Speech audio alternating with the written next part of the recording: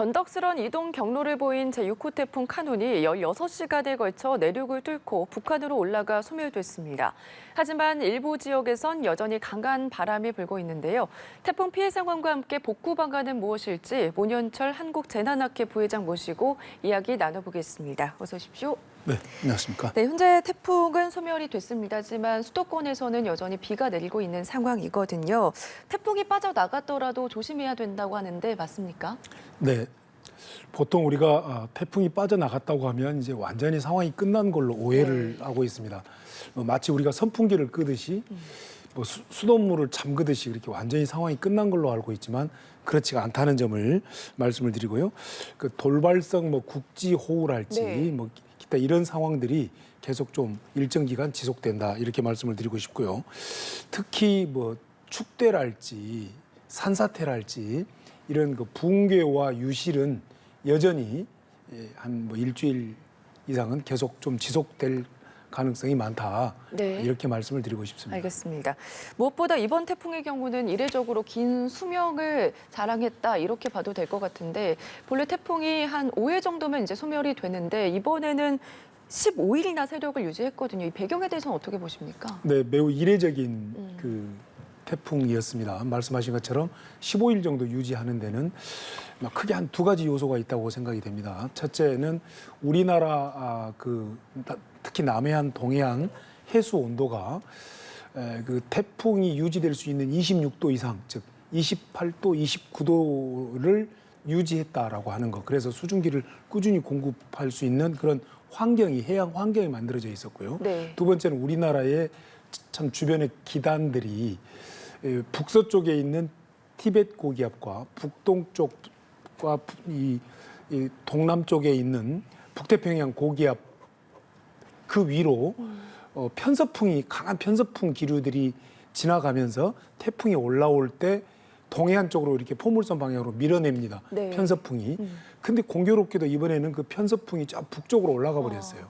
그러다 보니까 말씀드린 티베트 기단과 북태평양 기단 사이에 하나의 길이 만들어진 겁니다. 그게 또 우리 한반도가 네. 있었고 그래서 이제 태풍이 이렇게 15일 동안 이렇게 좀 지그재그로 밑에서 올라오다가 우리 한반도를 관통하고 올라갔다 이렇게 말씀을 드리고 싶고요. 예. 특히 이제 지금부터 태풍 시즌이 본격적으로 곧 시작된다. 아직은 지금 태풍 시즌이 아니다.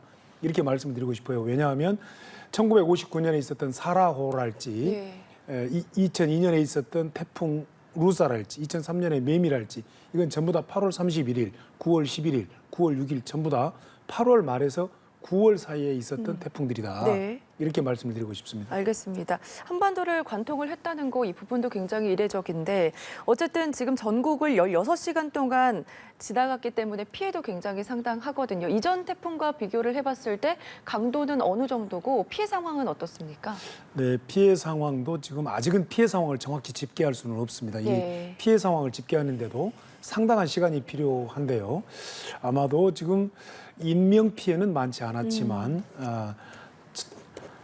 그런 물적 피해들은 네. 아마 지금 조사가 다 끝나고 나면 상당할 것이다. 이렇게 지금 예측이 됩니다. 특히 15,000명이 대피를 했고 네. 여의도 면적의 4배 이상의 농경지가 침수됐다. 조금 우려되는 것은 이게 아마도 우리 가을 추수, 즉 식량 위기하고도 좀 혹시 연결되지 않을까라는 조심스러운 걱정을 해봅니다. 왜냐하면 우리 지금 카눈 태풍이 통영 쪽에서부터 올라와서 계속 우리 한반도 가운데를 통해서 쭉 북한 쪽으로 올라갔지 않습니까? 이 얘기는 네. 태풍의 반경이 태풍의 폭이 한 350km 정도 되는데 그 350km 안에 우리 한반도가 듬뿍 들어가 버렸다는 얘기예요. 이 말은 농경지 피해가 엄청났다. 네. 이 말은 조금 이제 가을이 걱정된다. 이런 말씀도 덧붙이고 싶습니다. 알겠습니다. 이 대구에서는 한 명이 숨지고 한 명이 실종이 됐거든요. 하지만 이번 태풍으로 인한 공식 인명 피해 집계에는 포함되지 않았는데 태풍과 연관성이 없기 때문이다 이렇게 볼 수가 있을까요? 네, 그 말씀보다도 일단은 인명 피해가 발생한 것은 사실이지만 예. 그 원인은 뭐 정밀하게 따져 볼 수는 있겠습니다만 그러나 범람해서 제방이 붕괴돼서 또 이런 태풍의 원인으로 인해서 두 분이 참 돌아가셨기 때문에 네. 무관하다라고는 말할 수는 없습니다. 그러나 우리는 이 대목에서 이 대피 명령과 통행 금지가 얼마나 중요한 국가 재난관리 시스템 중에서 국민보호 정책 중에서도 너무도 소중한 정책이구나라고 하는 것을 우리는 이 대목에서 깨달아야 된다는 얘기입니다.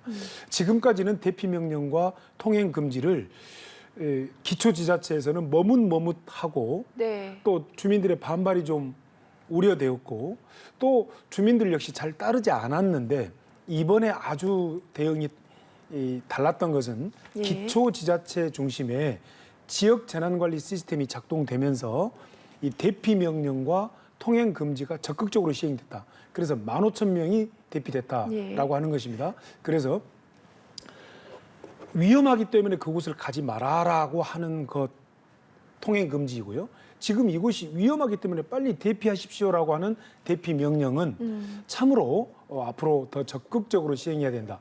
주도적으로 공무원들은 대피 명령과 통행 금지를 시행을 해야 되고 주민들은 자발적으로 따라야 된다. 이렇게 저는 말씀을 좀 드리고 싶습니다. 알겠습니다. 조금 전에 회장님께서 이제 2명 사망이라고 말씀을 해주셨는데 지금 현재 대구에서 1명이 숨지고 1명이 실종됐다는 거 네, 다시 네. 한번 정정해서 말씀드리겠습니다. 네. 피해 지역 몇 군데를 짚어보겠습니다. 경북 진위군 남천이 범람을 했는데 제방이 견디지 못하고 무너져 내렸거든요. 지난번에 이제 청주의 지하차도대와 마찬가지로 부실한 제방이 문제였던 것 아니냐. 그래서 인명피해를 불러온 것 아니냐. 이런 얘기가 나오고 있는데 이 부분에 대해서는 좀 어떻게 생각하십니까? 네, 좋으신 지적인데요. 이 지금 군위 쪽에 남천의 이 그 붕괴 현장을 자세히 살펴보면 그 지방 하천 3개가 이렇게 모이는 곳입니다. 네. 네, 그렇게 지금 파악이 됩니다. 이 말은 소하천 관리랄지 또는 참 지방하천, 국가하천의 그 레벨상의 그런 관리들 그리고 특히 합류 지점은 참 지역 안전도 진단이랄지 뭐 이런 데서 그 위험성을 많이 평가를 하고 있는데 네. 그렇다면 그 미호강의 그런 붕괴 범람의 경우처럼 이것도 폭우가 내리거나 태풍이 불면 어느 정도 범람을 할 수가 있다. 왜냐하면 3곳의 지류가 합쳐지다 보니까 굉장히 급격히 수량이 늘어날 수가 있다. 그렇기 때문에 붕괴될 수 있다. 이것이 어느 정도 예측이 된 곳이기 때문에 이것도 약간 더 정밀하게 얘기하면, 더 냉정하게 얘기하면 기초지자체의 그 하천 관리에 광역지자체의 하천 관리에 조금 허점이 있지 않았겠느냐라는 추정이 되지만 더 정밀한 것은 조사를 해봐야 될 것입니다. 알겠습니다. 태풍 시즌이 곧 시작이다 이런 말씀을 해주셨기 때문에 하천변을 끼고 있는 마을은 특히 좀 더 주의해야 될 것 같거든요. 어떤 점을 유의하면 좋을까요? 네, 뭐 저 역시 하천변에서 큰 강변에서 성장을 했기 때문에 그 강이 얼마나 위험한 것인가를 잘 알고 있습니다. 특히 우리나라가 농경 문화이다 보니까 합천에 이렇게 물이 불면 그 강변에 참 사시는 분들은 오래 수백 년 동안 그러한 그 강의 범람을 바라보면서 망연자실합니다. 왜냐하면 농경지에 물이 빨리 빠져야 가을 추수로를 걱정하지 않아도 되기 때문에 그러다 보니까 형성된 것이 늘 비가 와서 하천이 범람하면 걱정하면서 그걸 보러 나오시는 분들이 많다는 얘기입니다. 그리고 빨리 대피를 안 하려고 합니다. 이런 것들이 가장 큰 문제인데요. 하천 부근, 특히 제방 부근에 거주하시는 분들은 물이 차오르거나 일정한 강수량이 된다면 반드시 대피를 해야 된다라고 하는 점을 말씀을 드리고 혹시라도 그런 그 물을 점검하기 위해서 이렇게 강변으로 범람에 있는 강변으로 나오는 거 아주 위험하다라고 하는 점 절대 그렇게 하셔서는 안 된다라는 점을 말씀을 참 드리면서 관할 기초지자체에서는 그런 강변에 거주하시는 분들을 중심으로 선제적으로 대피를 시켜야 된다. 이렇게 말씀을 드리고 싶습니다. 알겠습니다. 강원 영동 지역을 살펴보면 특히 속초와 고성, 극한호우로 중심가가 완전히 잠기기도 했거든요. 비바람 피해보다는 폭우 피해가 컸는데 그 이유는 뭐라고 보십니까? 네, 보통 우리가 태풍은 시계 반대 방향으로 이렇게 돌면서 이렇게 북상을 해 올라옵니다. 특히 우리 고성이 위치해 있는 곳이 동해안 바다지 않습니까? 그러면 태풍이 한 반경 350km를 유지하면서 이렇게 시계 반대 방향으로 돌 때 남해 동해 쪽에 수증기를 듬뿍 머금고 육지로 상륙하는 곳이 바로 동해 바닷가입니다. 네. 그리고 또 그 동해 바닷가는 아시다시피 태백산맥, 소백산맥, 백두대간이 쭉 지나가지 않습니까? 그러다 보니까 그쪽에서는 또 강한 상승 기류들이 발달하면서 폭우를 내리게 되는 겁니다. 그래서 강한 바람과 폭우가 가장 많이 발생할 수 있는 위치에 있는 곳이 고성이었다. 예. 그런데 참 긍정적으로 평가하고 싶은 것은 고성군이 그 대피 명령을 적극적으로 통행 금지를 적극적으로 실시를 해서 인명 피해가 없었다라고 하는 점은 참으로 칭찬할 만한 일이다. 네. 뭐 그렇게 평가하고 싶습니다. 알겠습니다. 창원에서는 또 맨홀 뚜껑이 튀어 올라서 시내버스 바닥을 뚫지 않았습니까? 굉장히 네네. 큰 충격을 줬는데 그만큼 맨홀이 얼마나 위험한지 보여준 장면이 아닐까 그런 생각이 들거든요. 네. 사실 잘 폭우가 내리면은 맨홀의 위치가 어디에 있는지 확인하기도 굉장히 어려운데 이럴 경우 어떤 점을 좀 주의하면 좋을까요? 네, 크게 한 두 가지로 말씀드리고 싶은데요. 네. 그렇기 때문에 지금 저 화면에 있는 맨홀뿐만이 아니라 또 두 분이 이렇게 물에 휩쓸려 가는데 이제 한 분이 60대 어르신이 이렇게 휩쓸려 가는데 경찰관 두 분이 뛰어가서 구해냈지 않습니까? 자, 이걸 보면서 제가 말씀드리고 싶은 것은 네. 자, 태풍이 불거나 태풍이 강타했을 때는 외출하지 말아야 된다라고 네. 하는 점을 정말 간곡히 말씀을 드리고 싶고요. 이 또 지금 맨홀이 왜 외출하지 말아라는 말씀을 강력히 말씀을 드리냐면 앵커께서 말씀하신 것처럼 맨홀이 어디에 있는지도 모릅니다. 네. 자, 그런데 맨홀을 통해서 물이 역류할 때는 수압이 그렇게 무섭다는 거예요. 저 맨홀 뚜껑 하나가 한 약 40kg 정도에 육박하는 주철 덩어리일 겁니다. 저걸 들어 올려버릴 정도의 수압이라고 하는 거. 또 반대로요. 저렇게 들컹들컹해서 이 옆으로 비끼게 되면 반대로 또 이제 저 물이 이제 또 이렇게 급격히 물이 빠지는 회오리 물을 일으키면서 빠지는 상황이 되면 저기에 사람이 빠져 들어가 버릴 수가 있다. 그렇기 때문에 절대로 그 외출을 하지 않는 것이 바람직하다. 이렇게 네. 말씀을 드리고 싶고요.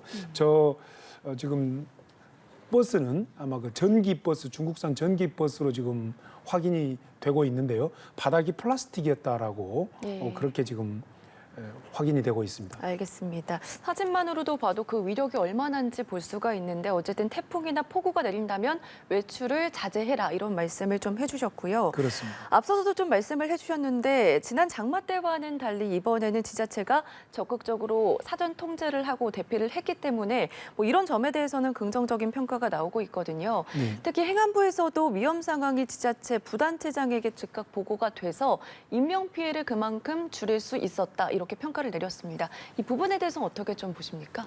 가장 핵심적인 말씀이라고 생각이 됩니다.